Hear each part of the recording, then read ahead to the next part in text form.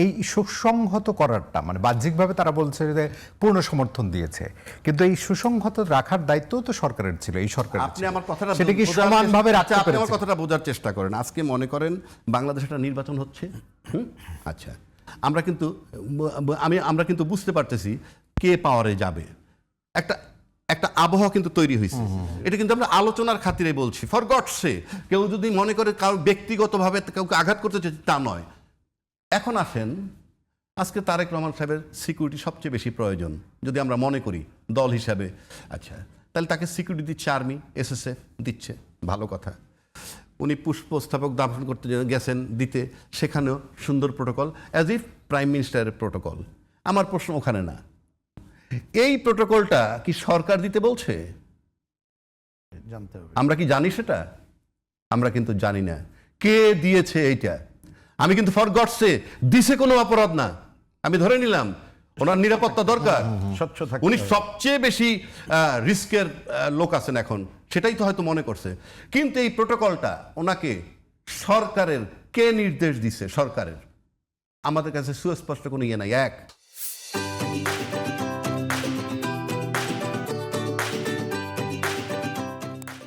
দুই, এ ব্যাপারে কোনো প্রজ্ঞাপন আছে? প্রজ্ঞাপন আছে, ভিভিআইপি ঘোষণা করছেন তাকে, আমি জানি না প্রজ্ঞাপন আছে কিনা, ওকে ফাইন। কিন্তু প্রোটেকশন দিছে সেটাও আমার অপরাধ না, আমি একাগ্র মানে খুব আনন্দের সাথে মেনে নিচ্ছি। But নির্দেশনাটা car? পুলিশ একটাও নাই কেন? পুলিশ কি নিরাপত্তা দিতে ব্যর্থ সেটাও তো বলতে হবে, দেশ জাতির জানতে হবে। এই যে অস্বচ্ছতা, এই যে অস্বচ্ছতা, এগুলো আপনাকে মাথায় রাখতে হবে। পাশাপাশি আপনি যে কথাটা বলতেছিলাম, এই 7-8 মাস যারা আলোচনা করছেন ওইটা ছিল রাজনীতির মাঠ। প্রথম 2 মাসে সব রাজনীতিবিদরা বোধহয় বুঝে ফেলছে যে সংস্কার বলতে কিছু হবে না, কারণ মত অনৈক্য আছে। আমি আবারও বলছি, কেউ ইউনূস সাহেবকে সরাইতে পারে নাই, সরাইতে পারলে সরাই দিত, সরাই দিতে পারলে সরাই দিত। আচ্ছা, এখন আসলে ওইটা ছিল মাঠ, আর এটা হলো মঞ্চ। আর ইনডোরে একটা রাজনীতি হয়, ওনারা প্রিন্স ভাইরা ভালো জানবেন, মাঠে বক্তৃতা একটা, আর যখন ওনারা 3-4 দিন বসেন ইনডোরে, সেটা কিন্তু আরেকটা। That is the reality. ইনডোরে আছে কি? ইনডোরে আছে কিন্তু সরকার, প্রশাসন আর রাজনৈতিক দল, তিনে মিলে যেটা। সেই তিনে মিলে কে? সবচেয়ে বড় রাজনৈতিক দল বিএনপি, প্রশাসন বলতে এই মুহূর্তে শুধুই আর্মি, তৃতীয় হলো সরকার।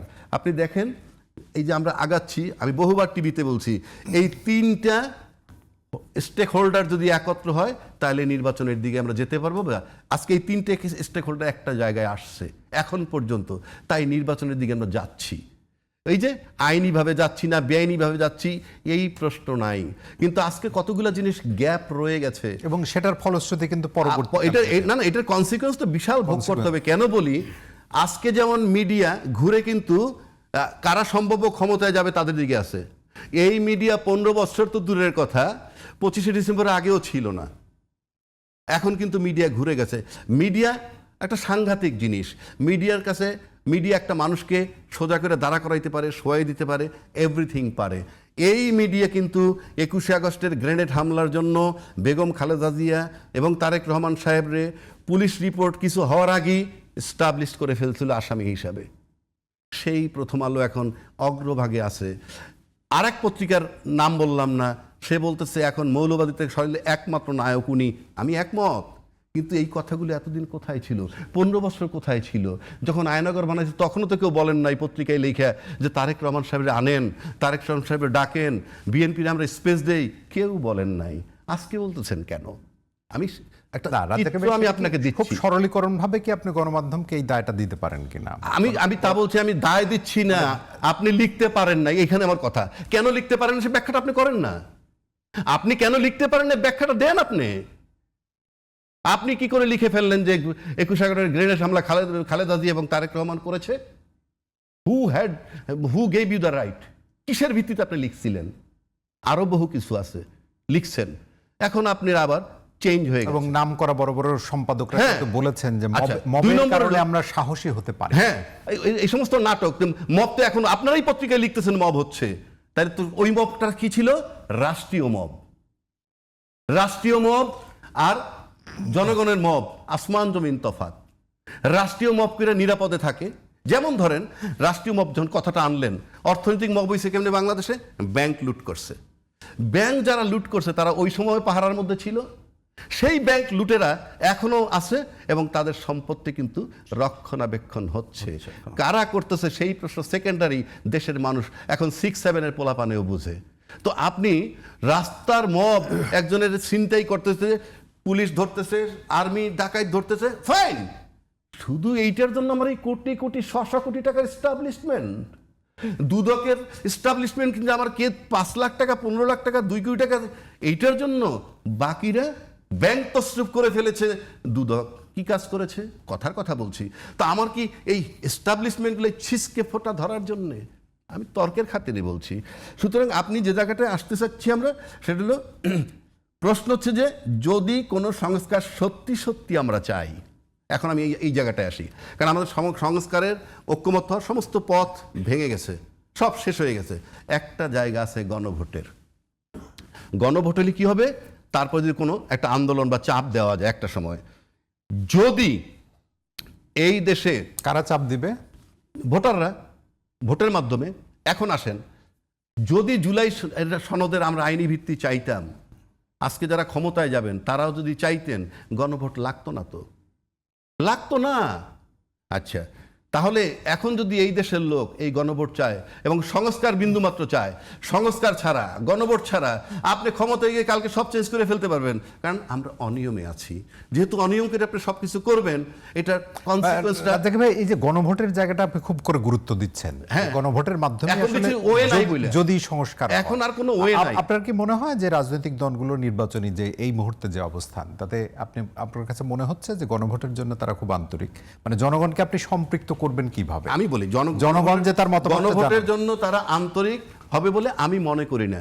আন্তরিক হইলে আমি গণভোট যদি হয়, আমি যাব কেন গণভোট পর্যন্ত? উনি তো বলে দিয়েছে ওনার কথা। আমি গণভোট পর্যন্ত যাব কেন? আমি কোর্টে যাই কখন? যখন ফয়সালা হয় নাই। তো গণভোট তো আলটিমেটলি গেলাম, তো গণভোট তো এখন কোর্ট, কোর্ট মানে জনগণ রায় দিবে। তা আমি পর্যন্ত গেলাম কেন? আবার যদি তর্ক ধরেন, আপনি ডাইরেক্ট করে ফেলতেন, হ্যাঁ বা না বলে দেন, একটা আলাদা ভোট করতেন। আমার এত লোকের সাথে বসতে হবে কেন? এই সংস্কার করবো, আপনারা চান কি চান না? যেতে পারতেন। এটা যায় না ইউনূস সাহেব। এখন যায় নাই কেন সেই প্রশ্ন আপনি আনতে পারেন। কারণ আমি তো ভাবছি আমাকে সবাই কোঅপারেট করবে। তা সবাই যখন দাওয়াত দিয়ে শুরু করে দিছি, মাঝপথে তো আমি বলতে পারি না আপনি কেউ লাগবে না, গণভোট দিয়ে দিলাম। ফাইনালি কিন্তু ইউনূস সাহেব সরকার ঘুরাইতে ঘুরাইতে ঘুরাইতে ঘুরাইতে এদের কাছ থেকে ওপিনিয়ন নিছে যে আপনি সিদ্ধান্ত নেন, বলে নাই? তা সরকারকে সিদ্ধান্ত নেয়। এখন সরকারের নৈতিক দায়িত্ব গণভোটের পক্ষে প্রচার করা, নাম্বার 1। নাম্বার 2, যে সংসদ নির্বাচন করে সংসদে যাচ্ছে, তারা যেহেতু কোনো অনুচ্ছেদ দিয়ে ঘোষণা করে নাই, কোন অনুচ্ছেদের অধীনে, কোন সংবিধানের কোন অনুচ্ছেদ মোতাবেক তফসিল ঘোষণা করা হইলো, সেটা যখন বলেন নাই, তাহলে আপনারা শূন্যের উপরে যাচ্ছেন নির্বাচনে। আপনাদের সেফটি সিকিউরিটি কিঞ্চিত আইনে বৈধতা, বা জুলাই অভ্যুত্থান যেটা করছে তাদেরকে একটা স্বীকৃতি, আপনারা তো এখন কেউ কেউ এটাকে জুলাইয়ের সন্ত্রাসী ঘটনা বলতে চাচ্ছে, এরকম ইয়ে আছে। সুতরাং এই গণভোটকে পাশ করাইয়া, গণভোটটাকে পাশ করায় আপনাদেরও বৈধতা নিতে হবে। তারপরে পার্লামেন্টে কদ্দুর সংশোধন করবেন কি করবেন না সেটা সেকেন্ডারি, কিন্তু তবু একটু আইনি ভিত্তি তৈরি করেন আপনাদের বৈধতার জন্যে। খুব সহজ না। এখন কেন সহজ না বলি, আপনি কতগুলা বিষয় লক্ষ্য রাখতে হবে। আজকে বেগম খালেদা জিয়া মারা যাওয়ার পর 24 লক্ষ লোকের জামায়াত হয়েছে। এই 24 লক্ষ লোক জাস্টিফাইড, কিন্তু উনি 17 বছর কিন্তু রাজনীতি করেন নাই, তারপরেও আসছে। কেন আসছে জানেন? তার উপরে যে নির্যাতন হয়েছে, সেই নির্যাতনটায় মানুষ ব্যথা পাইছে, এবং সেই নির্যাতনটায় যে ব্যথাটা পাইছে সেটা কিছু লাঘব করছে এই ছাত্ররা। কারণ তাদের অভ্যুত্থানের কারণে সে লন্ডনে চিকিৎসার জন্য গেছিল। যাওয়ার সময় মনে হয়েছে বাংলাদেশের প্রাইম মিনিস্টার যায়, ফেরত আসার পরে মনে হচ্ছে প্রাইম মিনিস্টার আসছে। এটা এই ছাত্রদের বদৌলতে 24 লক্ষ লোক আসছে। পরবর্তীকালে তাদের পথ চলা, মানে যাদের আপনি বড় একটা পরবর্তীকালে যাতে তাদের পথ চলা, সেটা হলো আপনার তো একটা গার্জিয়ান সুলভ গাইডিং লাগবে। আপনি আপনার নিজের ছেলেকেও যদি ফুল টাইম বলতে থাকেন ফ্রম ডে 1 তোর আচরণ ভালো না, তুই বেয়াদব, তুই নাবালক, তুই এটা করস কেন, তুই, আপনার ছেলে ড্রেল হবে। এবং যাদের কথা বলা হচ্ছে, এটা তো আসলে আমি বলতেছি, আপনি এই সন্তানগুলা কাদের?